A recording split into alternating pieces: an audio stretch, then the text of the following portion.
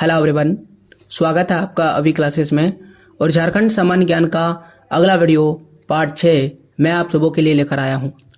इस पार्ट 6 में झारखंड में सबसे बड़े जो भी स्थान है, जो भी महत्वपूर्ण है, उस पर हम लोग चर्चा करेंगे।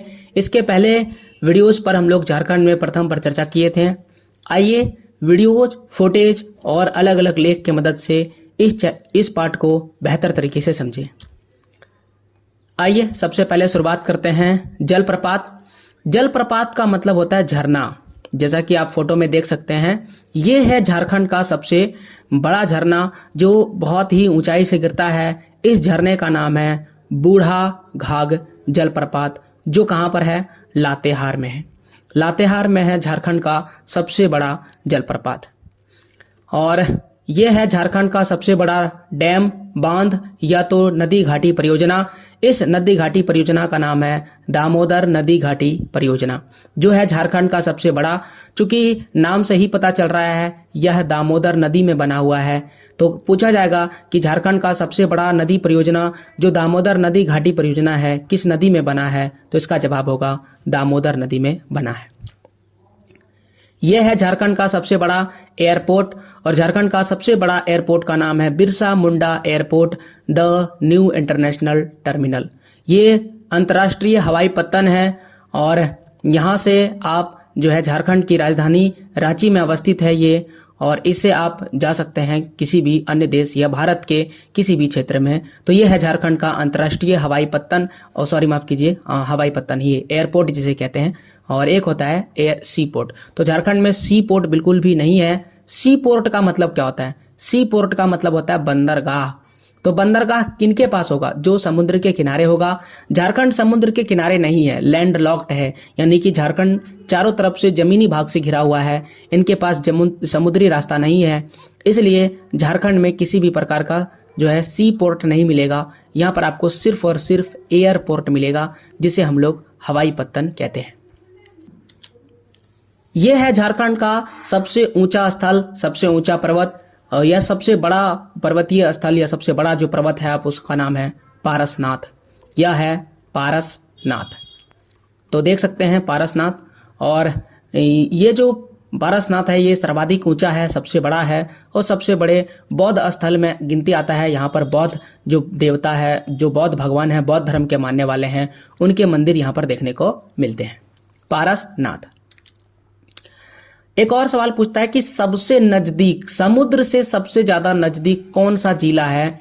तो इसका नाम है पूर्वी सिंहभूम। ये है पूर्वी सिंहभूम, जो समुद्र के सबसे करीब है। अगर आप इस नक्शे से देखें तो यहाँ पर आपको समुद्र दिख रहा है, बंगाल की खाड़ी, बंगाल की खाड़ी, और बंगाल की खाड़ी की तरफ ही ये जो जिला आपको दिखता है ये वाला, तो ये सबसे नज़दीक है, जिसका नाम है पूर्वी सिंहभूम, जो नज़दीक है किसके? समुद्र के सबसे ज़्यादा नज़दीक है। और अब यहाँ पर देख सकते हैं ये है झारखंड के नक्शे, और इस झारखंड के नक्शे में मैं आपको दिखाने वाला हूँ नदी, और उस नदी का नाम है दामोदर नदी। दामोदर नदी आप देख सकते हैं, ये यहाँ से कुछ इस प्रकार से प्रारंभ होता है, और इस प्रकार से झारखंड के कई सारे जिलों को क्रॉस करते हुए ये फिर पश्चिम बंगाल में प्रवेश कर जाती है। और इस प्रकार से इनकी एक सहायक नदी है जिनका नाम है मयूराक्षी, और यह सहायक नदी भी इस दामोदर नदी में जाकर के मिल जाती है। झारखंड की सबसे बड़ी नदी में गिनती आती है दामोदर, और इस पर ही दामोदर नदी परियोजना बना हुआ है। इन्हीं सब चीजों को यहाँ पर लिख दिए हैं। सबसे ऊंचा जलप्रपात कौन सा है? झारखंड का बूढ़ा घाघ जलप्रपात लातेहार। सबसे बड़ी नदी घाटी परियोजना दामोदर नदी घाटी परियोजना। सबसे बड़ा हवाई अड्डा बिरसा मुंडा हवाई अड्डा रांची। सर्वोच्च शिखर कौन सा है? सबसे ऊंचा पर्वत, तो वह है पारसनाथ। और समुद्र से सबसे निकटतम जिला कौन सा है? समुद्र के सबसे निकटतम जिला है पूर्वी सिंहभूम। और सबसे लंबी नदी, जो बड़ी नदी है, उनका नाम है दामोदर नदी। आइए कुछ और चीजों को जानते हैं।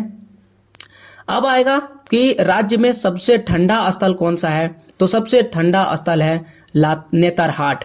नेतरहाट यह भी कौन से जो है जिला में पड़ता है? लातेहार जिला में पड़ता है। और सर्वाधिक वर्षा वाला स्थान कौन सा है? सर्वाधिक वर्षा वाला स्थान भी नेतरहाट है। नेतरहाट। तो दो सवाल यहाँ से बनेगा, और कुछ इस प्रकार से सुंदर दिखता है। कुछ नेतरहाट। अच्छा, सबसे बड़ा वन सघनता के हिसाब से, यानी ये सबसे ज़्यादा सघन है, तो उनका नाम है सारंड। सारंड जो है सबसे बड़ा वन है सघनता में, यानी एक छोटे से इलाके में ही, छोटा सा इलाका है, उनमें ही क्या है 700 पेड़ है। तो आप समझ सकते हैं कितना सघन होगा।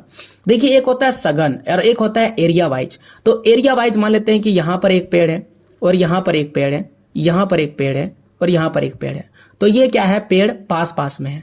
तो हम बोलेंगे कि सबसे ज्यादा वन कहाँ पर है, जहाँ ज्यादा पास पास होगा। लेकिन आपसे बोलेगा सबसे ज्यादा बड़ा एरिया जो जंगल है, वो एरिया कौन सा होगा। तो मान लेते हैं कि यहाँ पर एक पेड़ है और एक और दूर में पेड़ है और यहाँ पर एक दूर में पेड़ है। तो एरिया तो इसका बड़ा हो गया। ये जो इलाका बी है और ये जो इलाका ए है, इन दोनों में भी सबसे बड़ा हो सकता है। ये सबसे बड़ा इसलिए है क्योंकि ये छोटे से जमीन में ज्यादा जंगल है। तो सबसे बड़ा जंगल कौन सा है, ए वाला में। सबसे बड़ा जंगल का एरिया किस में, मतलब एरिया है लेकिन जंगल तो नहीं है, लेकिन जंगल वहां तक है क्योंकि वहां तक वृक्ष है, तो हम बोलेंगे वहां तक जंगल है, भले ही बीच में खाली है लेकिन जंगल तो है ना। तो दो तरह से होगा, एक होगा सघन, होगा सघन। सघन का मतलब जहां पर ज्यादा पेड़ होंगे, पास पास होंगे, तो वह भी सबसे बड़ा आएगा। तो ये कहां पर है, सारंडा में है। ठीक है, 700 पेड़ प्रति वर्ग किलोमीटर के एरिया में है।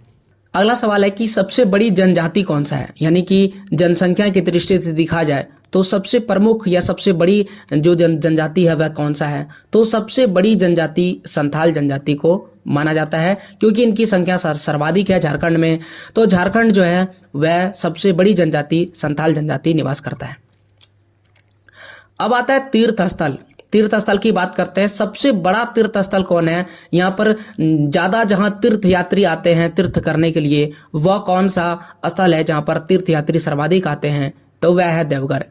देवघर में सर्वाधिक तीर्थ यात्री आते हैं और सबसे ज्यादा आता है सावन के महीने में। तो सावन में यहाँ पर आपको सबसे ज्यादा जो है तीर्थ यात्री देखने को मिलेंगे। देवघर, बाबा बैद्यनाथ धाम, और यहीं पर मेरा घर है। मैं यहाँ से ही वीडियो बनाता हूँ। एक और चीज़ जो आ गया तो मैं बता ही देता हूँ कि मेरा घर देवघर में ही है। यहाँ पर सर्वाधिक तीर्थ यात्री आते हैं। मेरा एक ब्लॉग चैनल भी है और उस ब्लॉग चैनल के माध्यम से आप हमसे जुड़ सकते हैं। ABHI अभी CREATIONS अभी क्रिएशंस, ये मेरा ब्लॉग चैनल है और यहाँ से आप जुड़ सकते हैं मुझसे। तो और मेरे चैनल को देख सकते हैं, विजिट कर सकते हैं। तो वहाँ पर आपको इस तीर्थ स्थल से जुड़े हुए वीडियोज मिलेंगे। अब आता है कि सर्वाधिक लंबी नदी जो स्वतंत्र रूप से नदी जो है समुद्र में आकर के मिलती है, यानी कि उसमें कोई भी सहायक नदी नहीं गिरती है, वो पूर्ण रूप से स्वतंत्र नदी है। तो इस नदी का नाम है स्वर्ण रेखा नदी, जो स्वतंत्र रूप से झारखंड से निकलती है और स्वतंत्र रूप से पश्चिम बंगाल होते हुए ये और फिर उड़ीसा में प्रवेश कर जाती है। ये उड़ीसा का क्षेत्र है। यहाँ पर आप गिर जाता है बंगाल की खाड़ी, बे ऑफ बंगाल। तो बंगाल की खाड़ी में आकर के गिर जाती है। ये स्वतंत्र रूप से बहने वाली नदी है। अच्छा, एक और जो है संथाल जनजाति के बारे में तो जान रहे हैं, लेकिन और कौन से ऐसी जनजाति है जो सबसे ज़्यादा प्रसिद्ध है, सबसे ज़्यादा फेमस है, ये सबसे ज़्यादा प्रमुख रूप से निवास करते हैं, उन जनजाति का नाम है उराव। उराव जनजाति यहाँ पर प्रमुख रूप से और निवास करते हैं। अब आइए इन्हीं को जो है सवालों के माध्यम से, सबसे ठंडा स्थल कौन सा है, नेतरहाट लातेहार में है। सर्वाधिक वर्षा कहाँ पर होता है, सबसे ज्यादा वर्षा कौन सा स्थान में होता है, वह स्थान भी नेतरहाट ही है। अच्छा, पहाड़ों की मल्लिका किसे कहते हैं, क्योंकि यहाँ पर कुछ सुंदर सुंदर पहाड़ देखने को मिलते हैं। तो ये जो पहाड़ों की मल्लिका है उसे वो कौन सा है, उसे भी नेतरहाट में ही मौजूद है। सबसे बड़ा वन यानी सघनता के माध्यम से वह है सारंडा में, और समुद्र में गिरने वाली जो राज्य की नदी है वह भी स्वतंत्र रूप से, उसका नाम क्या है, उसका नाम है स्वर्णरेखा। कौन सा ऐसा स्थान है जहां पर सर्वाधिक तीर्थयात्री आते हैं, तो उनका नाम है देवघर। और जनसंख्या की दृष्टि से सबसे बड़ी जनजाति कौन सा है, संथाल जनजाति जनसंख्या की दृष्टि से सर्वाधिक यानी सबसे ज्यादा है। झारखंड में सबसे विकसित जनजाति कौन सा है, सबसे विकसित जनजाति उरांव जनजाति है, जैसा कि यहाँ पर आपको बता दिए। मूव करते हैं आगे। सबसे प्राचीनतम जनजाति कौन सा है, तो असुर जनजाति सबसे प्राचीनतम है। और सर्वप्रथम त्यौहार भी कौन सा मनाया जाता है? सरहुल त्यौहार मनाया जाता है। यहाँ पर देख सकते हैं सर्वप्रथम कौन सा त्यौहार आता है झारखंड में। तो झारखंड की अगर हम देखें ऐसे त्यौहार तो जनवरी दिसंबर से शुरू हो जाता है ये त्यौहार, सरहुल त्यौहार। चूँकि ये फसल तैयार होने के बाद मनाया जाता है और हम सभी जानते हैं कि फसल जो है ये महीना जो साल है अंत में होते होते हमारे सभी फसल लगभग तैयार हो जाता है। तो उसी के जब हम लोग मकर संक्रांति मनाते हैं उन्हीं के आसपास ये त्यौहार मनाया जाता है। तो सर्वप्रथम जो त्यौहार आएगा वो कौन सा आएगा? सरहुल त्यौहार आएगा झारखंड का, ये अपना प्रमुख त्यौहार है। अच्छा, एक और चीज है, ये एक और लिपि के बारे में लिखे हैं, उसे कहते हैं ओल चिकी लिपि। ठीक है, ओल चिकी लिपि जो है ये किसकी लिपि है? ये झारखंड की अपनी लिपि है। इनके खोजकर्ता है पंडित रघुनाथ मुर्मू। ठीक है, यहाँ पर उनका कुछ लिपि का भाग देख सकते हैं, कुछ इस प्रकार से दिखाई देता है। सबसे बड़ा अजायब घर, तो अजायब घर क्या है? अजायब घर यानी म्यूजियम कह सकते हैं, जहाँ पर पुरानी चीजें रखी जाती है जो इतिहास से जुड़ा हुआ हो, पुरातत्व से जुड़ा हुआ हो, वैसे सामान्य जहाँ पर रखा जाता है। जैसा कि यहाँ पर आप एक इमेज देख सकते हैं, तो वो जहाँ पर रखा जाता है उसे हम अजायब घर कहते हैं। तो सबसे बड़ा जो अजायब घर है वो कहाँ पर है? तो वह रांची में है। रांची में ही आपको सबसे बड़ा म्यूजियम देखने को मिलेगा। सबसे बड़ा जो जैविक उद्यान यानी नेशनल पार्क आप कह सकते हैं, सबसे बड़ा नेशनल पार्क कौन सा है? तो सबसे बड़ा नेशनल पार्क है जवाहरलाल नेहरू जैविक उद्यान। ये बोकारो में है, या फिर आप इसे बोकारो चिड़ियाघर भी कह सकते हैं। तो सबसे बड़ा जो है झारखंड का चिड़ियाघर है, नेशनल पार्क है, वो यही है, बोकारो चिड़ियाघर। इसी को इस तरह लिख सकते हैं, सबसे प्राचीनतम जनजाति कौन सा है? असुर जनजाति सबसे प्राचीनतम है। और झारखंड की जनजाति का सर्वप्रथम त्यौहार कौन सा है? सरहुल त्यौहार सर्वप्रथम मनाया जाता है। संथाली भाषा की लिपि कौन सी है? तो वो है ओल चिकी लिपि जो है संथाली भाषा की लिपि है, और इनके बारे में आपको बता ही दिए। और अजायब घर सबसे बड़ा कहाँ पर है? रांची में है। और सबसे बड़ा चिड़ियाघर कहाँ पर है? तो बोकारो जिला में आता है सबसे बड़ा चिड़ियाघर। कुछ और चीजें पढ़ते हैं। Tata iron and steel company की स्थापना कब होती है? 1907 ईस्वी में। पलामू में प्रोजेक्ट टाइगर की स्थापना कब होती है? 1973 ईस्वी में। राज्य का सबसे अधिक जलप्रपात वाला जिला यानी सबसे ज्यादा जहां पर झरना है वह है रांची।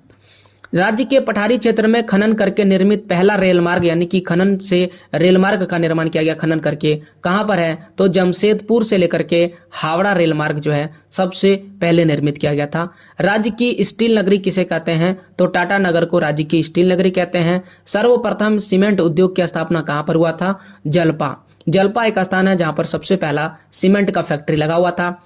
सबसे ऊंचा स्थान पर बसा विद्यालय वह है नेतरहाट विद्यालय, जो नेतरहाट में बसा हुआ है। और नेतरहाट को हम लोग पहाड़ों की मल्लिका भी कहते हैं।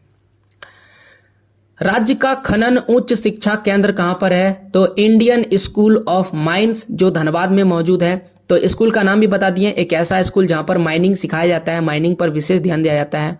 उड़ियन एवं ग्लाइडिंग क्लब जहां पर आप उड़ सकते हैं, ग्लाइड कर सकते हैं, जैसे कि आप देखेंगे कई सारे वीडियो लोग पैराशूट लेके जंप करते हैं। ये कहां पर है? ये आपको जमशेदपुर में देखने को मिलेगा।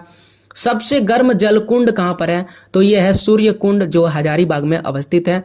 1 लाख से अधिक जनसंख्या वाला नगर कितने हैं? तो झारखंड में 10 ऐसे नगर हैं जहां पर जनसंख्या 1 लाख से अधिक है। महानगरों की संख्या कितनी है? 2। पहला धनबाद है और दूसरा जमशेदपुर, जिसे हम लोग महानगर में गिनती लेते हैं।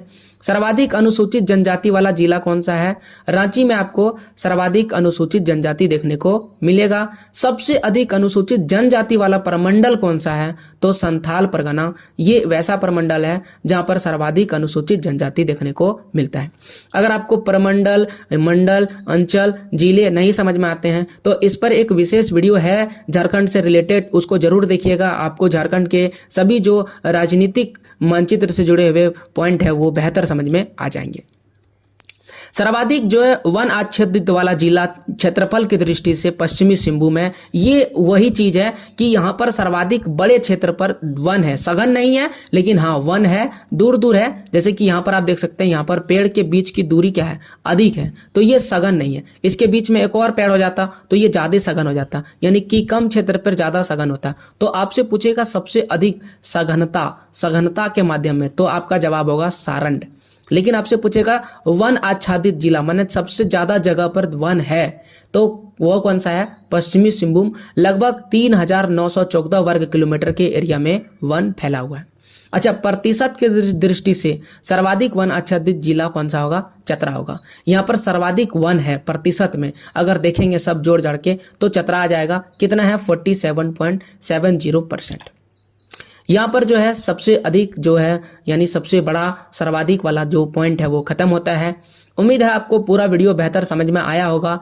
ऐसे और वीडियोज अगर आप चाहते हैं झारखंड से रिलेटेड तो चैनल को सब्सक्राइब कीजिए। हमारा सपोर्ट करने के लिए अभी classes doubts channel question answer के लिए सब्सक्राइब कीजिए। और ऑब्जेक्टिव सवाल अगर आप चाहते हैं एनसीईआरटी के चैप्टर वाइज चैप्टर, जिससे आपको ऑब्जेक्टिव बेहतर क्लियर हो और परीक्षाओं में और बेहतर से बेहतर आप कर सके, उसके लिए मेरा चैनल अभी क्लासेस ऑब्जेक्टिव सब्सक्राइब कीजिए। पूरा वीडियो देखे हैं, आपका बहुत बहुत धन्यवाद। मिलते हैं ऐसे और वीडियोज़ के लिए। Thank you.